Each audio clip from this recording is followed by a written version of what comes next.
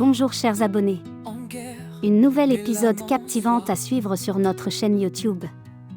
Mais avant de commencer, prenez 2 secondes pour vous abonner à la chaîne, liker la vidéo et n'oubliez pas d'activer la cloche de notification pour ne rater aucune vidéo. Voilà, c'est fait. Maintenant, découvrons-la. Les cellules, surpeuplées, empestaient la sueur et la peur.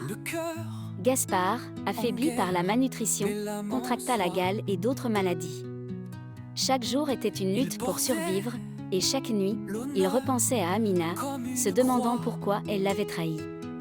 Son esprit vacillait, mais il s'accrochait à l'espoir de rentrer un jour chez lui. Au Cameroun, Gaspard avait disparu sans laisser de traces. L'armée, le croyant déserteur, lança un mandat d'arrêt contre lui.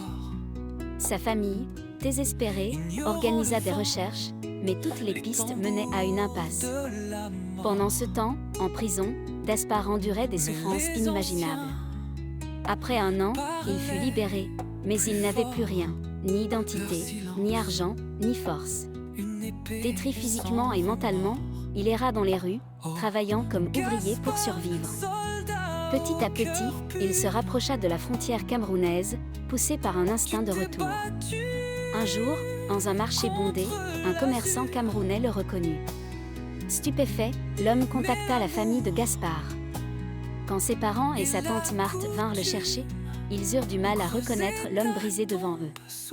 Gaspard, jadis fier et robuste, n'était plus qu'une ombre, parlant seul et fixant le vide. Ses yeux, autrefois pleins de vie, semblaient porter le poids de 8 années d'horreur. De retour à Bamenda, Gaspard dut affronter la justice militaire. Accusé de désertion et de vol d'armes d'État, il risquait une lourde peine. Mais il guida les enquêteurs jusqu'à sa maison, où son arme était toujours cachée dans le plafond.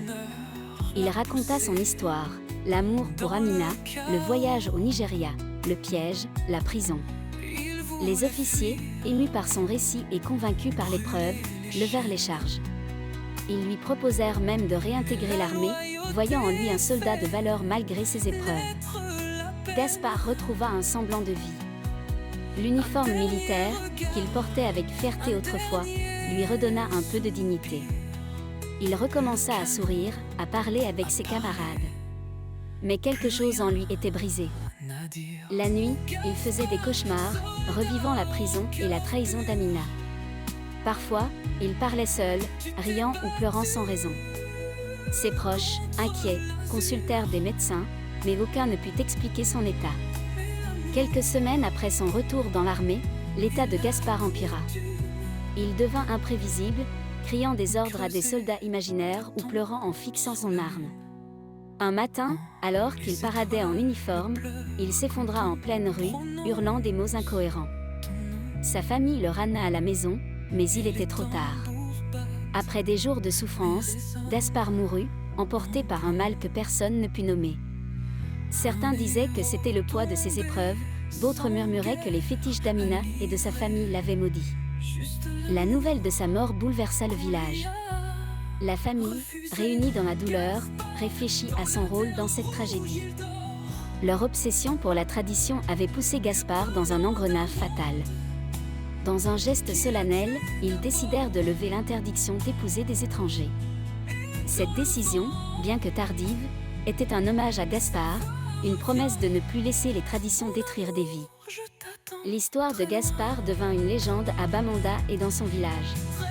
On parlait de lui comme un héros tragique, un homme dont le courage et l'amour avaient défié les conventions, mais qui avait payé le prix ultime. Les jeunes du village, inspirés par son sacrifice, commencèrent à questionner les traditions rigides. Les anciens, autrefois inflexibles, admettaient que le changement était nécessaire. Gaspard, le soldat, le gardien de but, l'amoureux, laissa derrière lui un message puissant. L'amour ne connaît pas de frontières, et les traditions, si elles divisent, doivent être repensées. Sa vie, bien que brève, changea son village pour toujours, ouvrant la voie à un avenir où le cœur pourrait aimer librement. Fin. Abonne-toi maintenant pour ne pas rater l'épisode suivant.